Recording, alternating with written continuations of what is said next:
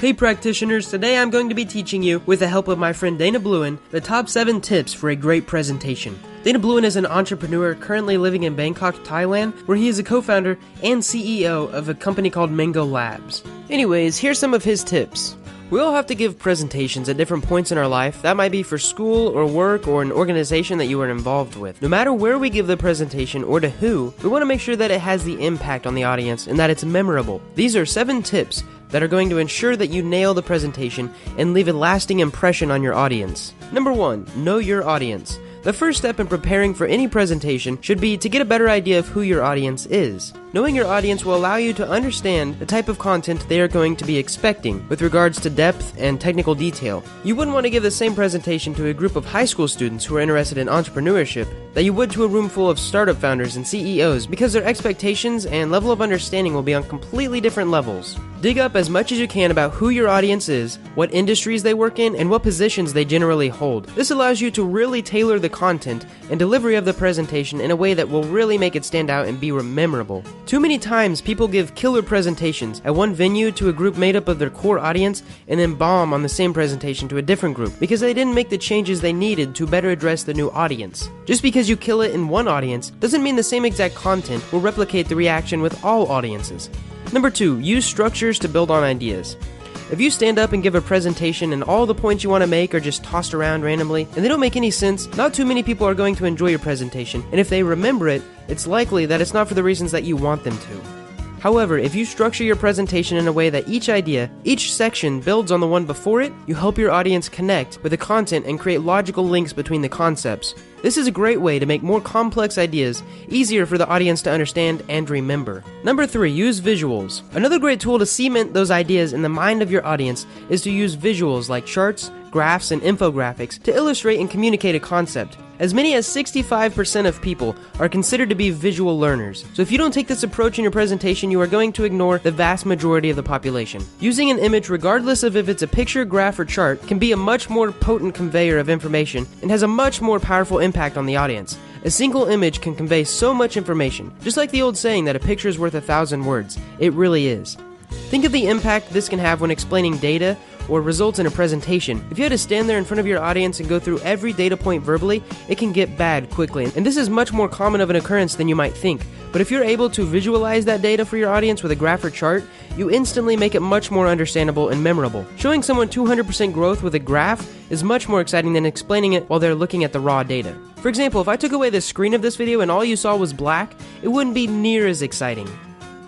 Number 4, repetition is your friend. Having a bit of structure in your presentation goes a long way in keeping the audience engaged because they can follow the information from step to step. But even more than just structuring the flow of the presentation, you also want to build in repetition. This encourages people to remember the key points of the presentation and helps it stick, which again makes it, and you, more memorable.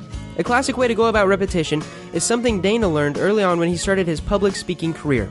Another speaker at a big regional tech event came up to him after a talk and complimented Dana on his delivery and the depth of the material, but asked why he didn't use more repetition. Dana was a bit stumped because he never really thought about that before. The other speaker suggested that Dana start telling the audience what it is he wanted to tell them, just to give them a brief rundown of the key points. After that, move right into the body of the presentation and tell them exactly what was highlighted at the beginning, but obviously with more detail and extra elements that you add in to make the presentation stick. Then end the presentation by telling them what you just told them, reminding them of the key points and a brief summary for final repetition. Using this technique helps to reinforce the main points of the presentation at least 3 times, at the beginning, middle, and end. The key is to find a way to do this that it feels natural and not overly scholastic, and that takes practice, which we'll talk about later on. Tip number 5, have a story to tell. The difference between an average presentation that people zone out of and a great presentation that keeps them engaged is how you convey the information to the audience. A great way to convey the information or key points of your presentation is to use a story. By using a story, preferably an interesting one, you get your point across and you're creating a moment in the presentation that is memorable and easier for the audience to recall later. It's also hopefully going to be something that catches their attention, pulling them into what you were saying. One of the keys here, though, is that it has to be a story you can tell with commitment, and it has to be true. Always be honest with your audience, because if you're not, they will know, and you will have lost all credibility. Tip number 6, be relatable. Being relatable is actually one of the most important factors of your delivery. You want to be someone that your audience can relate to, that they would feel comfortable with talking to. Even when giving a talk as an expert on a topic, you want the audience to feel the relation. It helps them mentally engage with your content and remember you and your talk. Most people don't feel comfortable going up and talking to a stern authority figure, and no one wants to listen to someone with no confidence. So there's a fine balance you need to strike, and here's how. The most important thing you can do to come across as more relatable is to be authentic. Be yourself. Another great way to accomplish this is to work on coming across as relaxed, which can be difficult if you're not used to presenting, but this goes a long way to helping people see you as relatable. The final way you can be more relatable is to be enthusiastic about your presentation. Your enthusiasm will transfer to your audience, and now that you have enthusiasm in common, you will begin to see as more relatable. If you can get all three of these techniques mastered, you will be well on your way to making it to your audience relate to you. Tip number 7, build your confidence with practice. This might be the last tip, but it is by far the most important one out of these 7. Confidence in what you do is by far the most important element of your presentation. Having confidence adds an authority to everything you say during your presentation, but you're not going to develop the confidence you need if you don't practice, and practice a lot. Whenever Dana gives a talk or presentation, he practices. He says for hours. Dana wants to make sure he has the timing down, that he knows every slide so he doesn't have to read off them. He knows what the next slide is so he can smoothly transition between them so that he will sound natural and authentic, and can explain the concepts and tell the stories with confidence. And this all comes with practice. When you are practicing a presentation, it's not enough to sit in front of your computer and go through it. You have to practice it in front of other people. Invite some friends over and have them give some feedback on your presentation, and make improvements based on their feedback. No one gets it right the first time, but practice will get you towards perfect.